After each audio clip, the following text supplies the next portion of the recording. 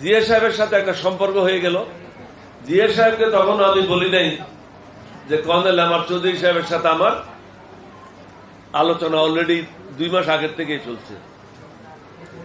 7ই মার্চের জন্য অপেক্ষা করলাম, মনে করলাম শেখ মুজিবুর রহমান স্বাধীনতা ঘোষণা করবেন, কিন্তু তিনি স্বাধীনতার ধারে কাছেও ছিলেন না।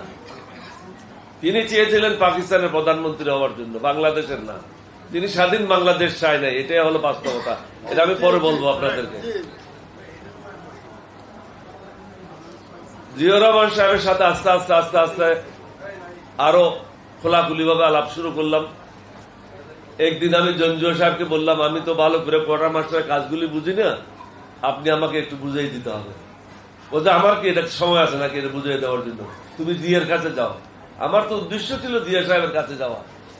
উনি আমাকে বললেন জিয়া সাহেবের কাছে যাও। তো জিয়া সাহেবের কাছে গিয়ে আমি বইটা বড় আলামটা খুলে হাতে আঙুল দিয়ে লাইনে লাইনে দেখাতাম আর দুজনে কথা বলতাম। এছাড়াও মাঝে মাঝে উপরে 3 তলায় বাথরুম ছিল, উনি বাথরুমে ঢুকতেন কিন্তু কোনো প্রস্রাব করতেন না। বাথরুমে ঢুকে দরজাটা একটু ফাঁক রাখতেন, আমি বাইরে দাঁড়িয়ে থাকতাম। এমন মনে হয় যেন একজনে প্রস্রাব করতেছে, আরেকজনে যাওয়ার জন্য অপেক্ষায় আছে। এইভাবে আমরা দুজনে কথা বলতাম। নিয়মিত আমাদের মধ্যে একটা আলাপ আলোচনা ছিল। ফাইনালি 18ই মার্চ শেখ মুজিব যখন বাংলাদেশের স্বাধীনতা ঘোষণা করলো না, জিয়াউর রহমান সাহেব, আমি এবং কর্নেল আমার চৌধুরী এই প্রথমবার আমরা 3 জন একসাথে মিলিত হলাম এবং চূড়ান্ত একটা পরিকল্পনা করলাম কিভাবে কি করব।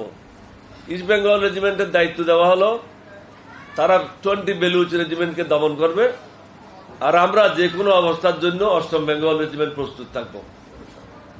পরবর্তী পর্যায়ে অবশ্য ইপিআর এর সাথে আমাদের কিছু কিছু কথা হয়েছিল, কিন্তু ইপিআর সেভাবে অ্যাক্টিভ ছিল না। শর্টকাট করার জন্য, কারণ দীর্ঘক্ষণ যাবৎ ক্যামেরাম্যানেরা অধৈর্য হয়ে বসে আছে, তারা তাদের খোরাক পায় নাই।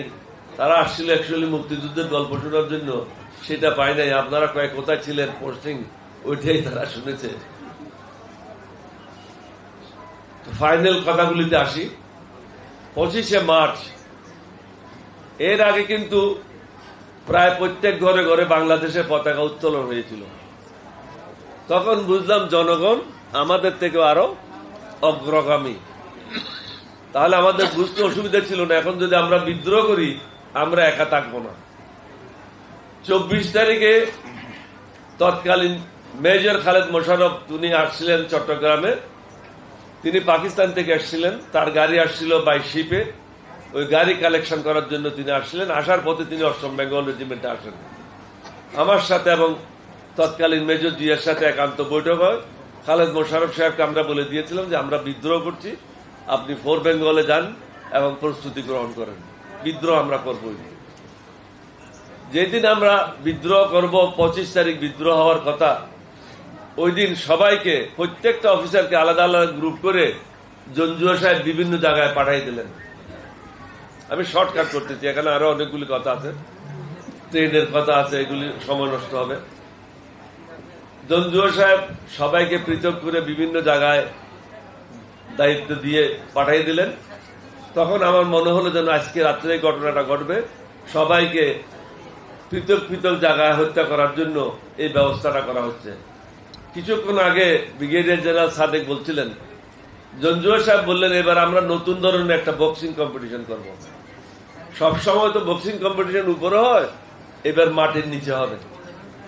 তিনি 6 ফিট গর্ত করে 24 ফিট বাই 24 ফিট বিরাট আমাদের জন্য একটা কবর খোদাই করে রাখলেন। অর্থাৎ আমাদেরকে মারার পরে এখানে কবর দেওয়া হবে। তিনি এটা বক্সিং রিং বানালেন মাটির নিচে।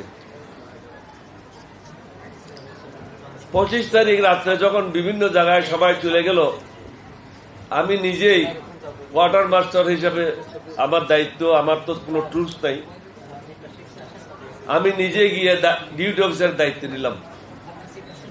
কিছুক্ষণ পরে দেখি লেফটেন্যান্ট আজম, পাঞ্জাবি অফিসার, সে এসে বললো, স্যার আমি অ্যাসিস্ট্যান্ট ডিউটি অফিসার। আমাদের কি অ্যাসিস্ট্যান্ট ডিউটি অফিসারের কোনো পদ তো পাকিস্তান আর্মিতে নাই, তুমি কোত্থেকে আবার অ্যাসিস্ট্যান্ট ডিউটি অফিসার?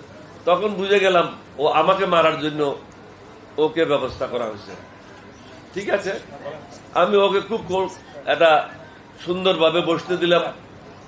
টেলিফোন আসলে দেখি তার আগ্রহটা বেশি টেলিফোন রিসিভারটা ধরার জন্য। আমি টেলিফোনটা বললাম যে তুমি টেলিফোনটা তুমিই ধরবে, আমি আর টেলিফোন ধরবো না, তুমি কাজটা করো। এই করে করে সন্ধ্যা হয়ে গেল। সন্ধ্যার পরে আমি তখন ওকে বললাম